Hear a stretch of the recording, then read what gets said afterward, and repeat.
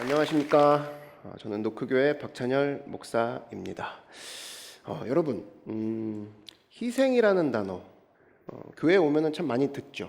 희생하라, 또 희생하신 예수님, 희생의 자세. 희생이라는 단어를 꽤 많이 우리가 듣게 되는 곳이 교회입니다. 신앙생활 하다 보면 많이 듣기도 하죠. 근데 여러분, 희생이라는 단어를 들을 때 처음에 어떤 생각이 드시나요? 어떤 반응이 제일 먼저 우리한테 나옵니까? 저 희생이라는 단어를 들을 때 저는 그래요. 좀 피하고 싶다. 내 이야기가 아니었으면 좋겠다. 나한테는 해당 안 되었으면 좋겠다. 주로 그런 느낌을 저뿐 아니라 대부분의 사람들의 일반적인 반응인 것 같습니다. 생각을 해봤어요.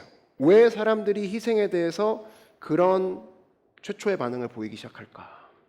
사람들은요, 내가 뭔가를 전진할 때에 나한테 채워진 것만으로 충분히 전진할 수 있어, 이렇게 생각하는 경향이 있습니다. 한마디로 희생은 전진에 도움이 된다 안 된다?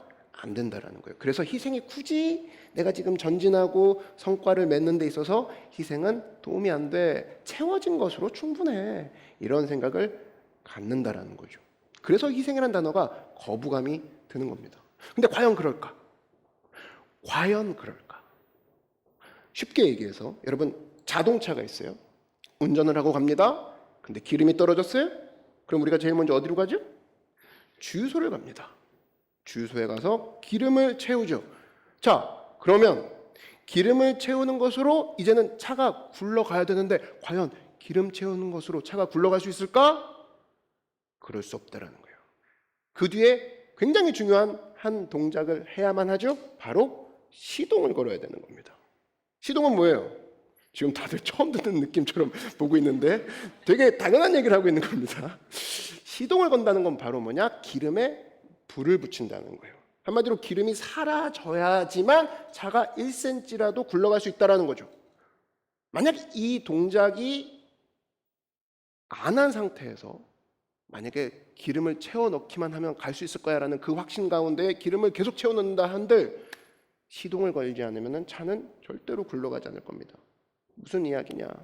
희생 없이는 전진이 없다, 그 소리입니다. 다른 말로 전진하고 싶어요? 그러면 희생하세요, 그 이야기죠. 여러분, 혹시 이 자리에 또 방송을 보고 계신 분들 중에 내가 지금 하고 있는 모든 일 중에 성과가 없어, 전진이 없어, 그렇다 그러면 희생이 뒤따르지 않고 있을 가능성이 큽니다. 다른 말로 여러분들이 그동안 해왔던 모든 인생의 업적 가운데 굉장히 성과가 있었어. 근데 그것들은 추적해 보잖아요. 그 뒤에는 꽤 큰 희생이 뒤따르고 있었음을 발견할 수 있을 겁니다.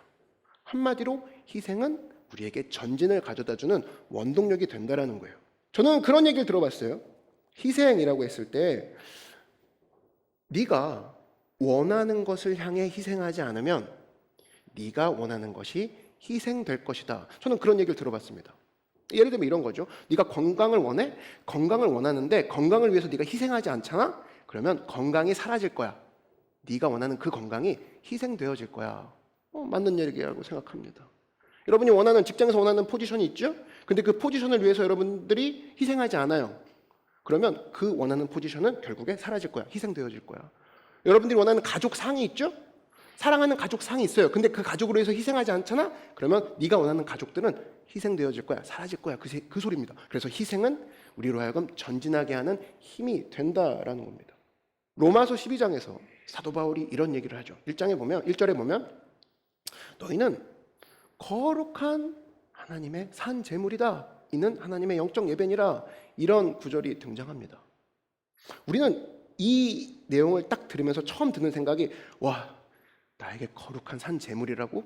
라고 했을 때 제물이란 단어에 일단 꽂힙니다. 그러면서 희생이라는 것을 연상시키고, 와, 죽는구나. 죽음이라는 것을 연상시키면서 약간의 멈칫하는 경향이 있습니다. 왜? 제물이란 단어에 우린 꽂혔기 때문에. 근데 여러분, 놀라지 마십시오. 그 제물이란 단어 앞에 형용사가 하나 붙어 있죠? 산제물이라는 거예요. 무슨 뜻이냐? 예수님은 우리를 죽은 제물로 맞이하시려고 하는 것이 아니라 살아있는, 니네들이 살았으면 좋겠다라는 마음이 그 단어에 녹아져 있는 거예요. 그러니까 이런 거죠. 우리는 그때부터는 혼란이 옵니다. 야, 근데 재물인 건 죽은 거잖아. 근데 어떻게 살 수가 있지? 도대체 어떻게 살아야 되는 거야? How to? 라고 했을 때 2절이 바로 답을 해주죠. 사도 바울이 뭐라고 합니까?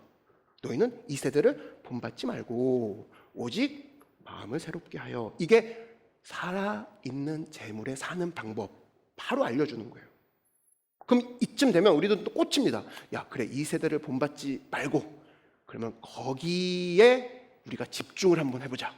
그래서 사실은 이 구절은 교회 안에서 되게 피상적으로 우리가 해석되어지고, 크리스찬이라 그러면은 되게 작게 보는 경향이 있어요. 그래서 이 세대를 본받지 말고에 꽂혀가지고 이런 거죠. 그래, 이 세대를 본받지 않는 행동 뭐가 있을까? 아, 그래, 술 먹지 말자. 그리고 뭐 담배 피지 말자. 이 정도입니다. 그래서 선택적으로 듣는 거예요. 근데 이렇게 되면 무슨 일이 벌어지냐면, 분명히 여러분 보십시오. 사도 바울이 이 세대를 본받지 말고 오직 뭐를 새롭게 하래요? 마음을 새롭게 하라고 얘기했단 말이에요. 행동이 먼저가 아니라 마음부터 새롭게 하라고 했단 말이에요. 이유가 있어요. 마음을 새롭게 하지 않으면 행동부터 새롭게 하는 식으로 시도만 먼저 해버리면 어떤 일이 벌어지냐? 마음은 새롭지 않은 상태에서 술을 안 먹었어. 근데 마음은 새롭지 않아. 행동만 일단 따라한 거야. 그럼 어떤 일이 벌어지냐면, 술은 안 먹었는데 와인은 되죠. 이런 거죠. 담배는 안 폈어요. 근데 전자담배는 되죠. 왜 이런 일이 벌어질까? 마음을 새롭게 하지 않았기 때문에 계속 이런 스트러글이 있는 겁니다. 끝나지 않아요. 그 와인도 안 돼요? 그러면 향이 저 도수 낮은 건 되죠. 뭐 계속. 뭐 전자담배 안 되면 향이 그래도 옅은 건 안 될까요? 계속 그 싸움 하는 겁니다. 마음을 새롭게 하지 않은 사람은 계속 그 질문 앞에 자유로울 수가 없더라는 거예요. 그래서 사도 바울이 야, 마음을 새롭게 하는 거 그게 중요해. 두 문장을 합쳐볼까요? 자, 살아있는 제물로서 사는 방법은 뭐냐? 이 세대를 본받지 말고 마음을 새롭게 하래. 한마디로 이 세대를 본받지 말고 마음을 새롭게 하라. 주로 얘기하면 이 세대의 사고방식을 따르지 말라, 그 소리입니다. 크리스천은 뭐냐? 크리스천은 이 세대의 사고방식과 다르게 생각하는 사람을 크리스천이라고 얘기를 해요. 그래서 이런 겁니다. 세상은 주로 즉각적인 만족에 초점을 맞추죠. 근데 우리 크리스천은 어디에 초점을 맞추냐? 사랑에 초점을 맞춥니다. 믿으십니까? 그리고 세상은 질투에 초점을 맞춥니다. 근데 우리는 어디에 초점 맞추냐? 어떻게 하면 너와 협력할 수 있을까? 하나됨에 초점을 맞춥니다. 초점의 대상이 완전 달라요. 그리고 세상은 자기 중심에 초점을 맞춥니다. 근데 우리는 어디에 초점 맞추냐? 그리스도 중심의 사고를 하는 사람들입니다. 맞습니까? 그러니까 이거예요. 세상이 욱하라고 하는 것에 우리는 욱하지 않을 거야. 세상이 열받으라고 하는 것에 우리는 열받지 않을 거야. 왜? 우리는 다른 사고방식을 할 거니까. 그게 크리스천의 사는 방법이고 살아있는 재물에 살아가는 방법이라는 겁니다. 그래서 여러분, 교회 안에서 사탄이 제일 쓰기 좋은 사람의 특징이 뭐냐면 쉽게 흥분하는 사람이에요. 쉽게 반응하는 사람. 그 쉽게 반응한다는 건 뭐냐면 세상과 똑같이 1차적으로 반응해버리고 마는 사람. 사탄이 쓰기 제일 좋은, 마귀가 제일 좋아하는 사람입니다. 근데 우리는 어떻게 하기로 했죠? 세상과 다른 사고방식으로 살기로 결정했어. 이것이야말로 크리스찬의 사는 방법이라는 겁니다. 저는 그래서 오늘 여러분과 함께 우리가 그동안 생각해왔던 일반적인 생각들을 하나 갖고 왔어요. 그리고 이것을 좀 다르게 보려고 합니다. 왜? 우리는 크리스천이니까. 맞습니까? 네. 사람들은 보통 이런 경향을 갖고 있어요. 내가 믿는 하나님, 오늘 하나님과의 관계 이야기인데, 내가 믿는 하나님이 내가 계획한 것을 취소하지 않으시는, 방해하지 않으시는 하나님으로 남아 계셨으면 좋겠어라는 경향이 있습니다. 하나님 제일 좀 방해하지 마시고 제 일에 좀 협조해 주시고 큰 변화가 없게 해주세요. 여러분, 사람들은 계획하는 걸 좋아합니다. 계획이라는 건 뭐냐면 그 내용을 보면 변경과 취소가 가능한 걸 얘기해요. 그렇죠? 왜 사람들이 계획하는 걸 좋아하고 또 계획을 통해서 뭔가를 하려고 하느냐? 거기서 이게 통제되고 있다는 그런 느낌을 받는, 그것에 대한 만족감이 있기 때문입니다. 아, 통제되고 있구나. 이건 어렵네? 취소. 이거는 어렵네? 이건 변경. 이런 식으로 자기가 통제하고 있다는 그 만족감, 사실은 그게 계획하는 그 맛이거든요. 근데 이거를 우리가 그대로 하나님과의 관계에서도 갖고 갑니다. 예수님과의 소통에서도 이걸 갖고 간다고 했을 때 우리도 모르게 패키지에 넣는 거죠. 하나님, 이번에 주님과의 이 프로젝트를, 이 기도 제목을 진행하는 데 있어서 취소칸 있는 거 맞죠? 환불되죠? 요거 변경 언제나 가능하죠? 한 건 맞습니까? 이렇게 하길 원하는데 여러분 제가 질문할게요. 만약에 하나님과 예수님과 이야기를 진행하고 뭔가 기도 제목으로 풀어가고 싶은데 와 취소 환불 불가야. 그런 옵션이 달린 그런 상황을 맞이했다 그러면 여러분 어떻게 하실 겁니까? 저는 오늘 그러한 상황을 맞이한 부부 이야기를 들고 나왔어요. 이 부부, 아내의 이름은 마리아, 남편의 이름은 요셉입니다. 둘은 계획이 있었어요. 결혼 계획이 있었다고. 여러분 결혼은 해보신 분들, 또 결혼은 주변에서 다 아시겠지만 결혼은 시작부터 계획이고 마지막까지 계획입니다. 예약으로 시작해서 예약으로 끝납니다. 그리고 그것 때문에 싸우기도 하죠. 그 정도로 결혼은 계약과 계획으로 짜여진 프로젝트인데 그 상황에서 만약에 하나님이 마리아에게 얘야 내가 한 3가지 계획이 있는데 잘 듣거라 내 딸아. 첫 번째 계획은 되게 소프트해. 그리고 이건 네가 좀 감당할 수 있을 거야. 근데 두 번째 계획은 조금 하드하지만 내가 너한테 시간을 줄까? 어떻게 생각해 내 딸아? 세 번째 계획은 뭐 이거는 처음 해보는 거지만 네가 좀 그래도 기쁠 거야. 뭐 이런 식의 좀 인트로가 있었으면 마리아도 괜찮을 거라고. 근데 마리아 결혼 계획이 있었습니다. 출산 계획도 있었을 거예요. 근데 어떤 식으로 이들에게 상황이 펼쳐졌느냐? 마치 하나님이 이들의 삶에 방해를 하는 듯이 다가오십니다. 우리가 잘 아는 구절이 그거죠. 어떤 고백이 나옵니까? 성령으로 잉태하사 동정녀 마리아에게 나시고. 일방적인 통보였습니다. 일방적인 명령이었습니다. 이 상황을 마리아가 맞이한 거라는 거예요. 요셉도 마찬가지입니다. 요셉도 결혼 계획이 있었어요. 출산 계획이 있었습니다. 자녀 계획이 있었다고. 그런데 이런 상황에서 이 일들이 벌어지자 여러분 요셉처럼 하나님께서 계속 여러분 삶 가운데 개입을 막 하시려고 해요. 이런 식으로. 그러면 어떤 느낌을 처음에 받습니까? 하나님 완전 제가 지금 마음이 어려워요. 저 이 단어를 되게 잘 쓰더라고. 마음이 어려워요. 주님께 상처받았대. 근데 내용이 뭐냐면 그거예요. 제가 주님 사랑하지 않는 게 아닙니다. 주님 인정해요. 환영합니다. 그리고 주님 따라갈게요. 근데 지금은 아니잖아요. 왜 하필 지금이냐고요. 이런 얘기를 우리가 굉장히 많이 하게 되죠. 그게 일반적인 반응입니다. 왜 하필 지금이냐는 거예요. 왜 하필? 내가 하나님을 안 따라가는 게 아닙니다. 지금 왜 그 일이 일어났냐고요? 라는 부분에 우리는 멈춰 있는 경우가 많다라는 거죠. 요셉도 똑같았다라는 겁니다. 그때 요셉의 반응이 성경에 정확히 나와 있습니다. 마태복음 1장 20절에 보니까 요셉이 그 일을 생각할 때에 얼마나 많이 생각했으면 성경에 그 일을 생각할 때라고 적혀 있을까? 근데 그 마음을 아셨나 봐요. 그 일을 생각할 때 주의 사자가 현몽하여 이르되 요셉아 네 아내 마리아를 데려오기를 무서워하지 말라. 거기서 일단 안심을 시켜드립니다. 안심을 시켜준 후에 우리가 잘 아는 구절로 넘어가죠. 보라 처녀가 잉태하여 아들을 낳으리니 그 이름을 임마누엘이라 하라. 하나님이 우리와 함께 계시다는 뜻이라는 거예요. 이 내용이 바로 예수 그리스도의 탄생의 내용이라는 겁니다. 자, 그렇다면 이 뒤에 여기까지의 내용 그리고 이 상황에 처했던 요셉이 우리와 동일시한 인물이라고 한다 그러면 우리는 지금 주목해야 될 게 요셉이 과연 어떻게 행동했냐는 거예요. 24절로 넘어가서 요셉이 이런 얘기를 합니다. 요셉이 잠에서 깨어 일어나.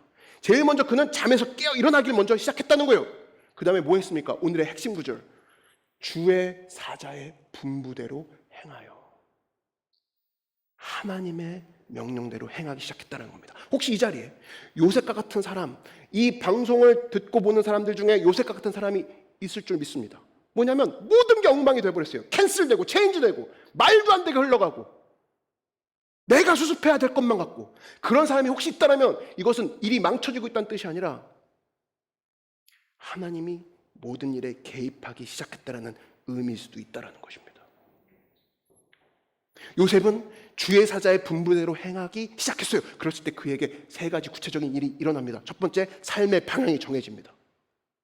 두 번째, 그에게 하나님의 친밀한 구체적인 친밀함이 느껴지기 시작합니다. 놀랍지 않습니까? 우리는 친구 하나님만 생각했을 때 친밀함이 생길 것 같은데 아니에요. 명령하신 주님을 따라갔더니 친밀함이 생기더라는 겁니다. 이렇게 구체적으로 인도하시는구나. 세 번째, 그가 겪었던 것은 하나님의 사역의 일부가 되더라는 겁니다. 하나님의 계획의 일부가 되더라는 거예요. 마태복음에 보면은 여러분 수많은 사람들이 등장합니다. 전부 다 하나님의 계획의 일부겠죠. 헤롯 왕도 하나님의 계획의 일부겠지만 우리는 기왕이면 요셉과 같은 하나님의 선한 도구로서의 선한 계획의 일부가 되는 거, 그게 더 좋지 않겠습니까? 제안만으로는 일이 일어나지 않고 제안만으로는 일이 진행되지 않을 때가 있다는 걸 명심하십시오. 제가 중국집에 갔는데 밥을 먹어야 되는데 메뉴를 못 시키고 있었어요. 막 카톡하고 있느라고. 옆에 친구들이 얘기하더라고요. 뭐 먹을래? 짜장? 내가 대답만 했죠. 아, 짜장 어저께 먹었는데. 짬뽕 매울 것 같아. 계속 제안이 5개가 들어오는데 야, 이러다 못 먹겠구나. 결단하고 핸드폰을 덮었습니다. 그리고 강력한 마음으로 뜻을 가지고 얘기했죠. 잡채밥 시켜줘. 잡채밥이라는 명령이 들어가니까 식사가 진행이 되기 시작했습니다. 뭐예요? 제안만으로는 돌아가지 않는 경우가 있다는 거예요. 혹시 이 자리에 하나님, 제 삶에 있어서 주님은 제안하는 하나님으로만 남아있으면 안 되실까요? 우주 플리즈, 늘 우주 플리즈 주시는 주님 말이죠. 저를 배려해 주시고 말이죠. 똑똑한 크리스천일수록 그런 경향이 많거든요. 그러니까 하나님과 딜을 하는 거죠. 딜레이하는 그런 것들을 많이 압니다. 하나님, 제가 지금 안 하겠다는 게 아니라 하긴 할 건데 지금 상황이 하면서 여러 가지 수를 들면서 뒤로 미룹니다. 그 짓 멈추라는 거예요. 내게 주신 단순한 명령, 네가 희석시키지 말고 그거부터 먼저 하고 그 다음에 하나님의 일을 주의 사자의 분부대로 행하기 시작할 때 놀라운 일들이 벌어질 거라는 겁니다. 오늘 예수님의 아름다운 이야기예요. 근데 여러분 보십시오. 오늘 이 자리에 특별히 이러한 기도의 내용이 부담스러운 사람도 있을 겁니다. 도전적인 사람일 수도 있을 거예요. 그러나 반면에 이러한 기도가 필요한 사람도 이 자리에 있을 걸로 믿습니다. 하나님, 더 이상 저한테 제한하지 마십시오. 저한테 강권하여 명령하시사 제가 그 명령대로 할 수 있도록 이제는 지혜와 용기와 나의 마음에 불을 붙여주시옵소서. 이 기도가 필요한 사람도 이 자리에 있는 줄 믿습니다. 오늘 예수님의 아름다운 탄생 이야기, 너무나 따뜻하고 감동적이고 영감 있는 이야기지만 그분이 내 삶에 들어온다고 할 때 우리는 완전 불편한 이야기로 바뀔 거예요. 왜? 그분이 내 삶의 우선순위를 바꿀 거니까. 근데 그 이야기는 그가 나에게 일을 하기 시작했다, 그 얘기도 된다라는 것입니다. 오늘 이 자리에 요셉이 있습니까? 오늘 이 자리에 마리아가 이 자리에 있어요? 그럼 우리가 해야 될 건 뭐냐? 당황하지 마시고 일단 잠에서 깨어 일어나 주의 사자의 분부대로 행하여 나가기 시작할 때 새로운 하나님과의 관계, 새로운 하나님과의 축복을 만나는 놀라운 역사가 있을 줄 믿습니다.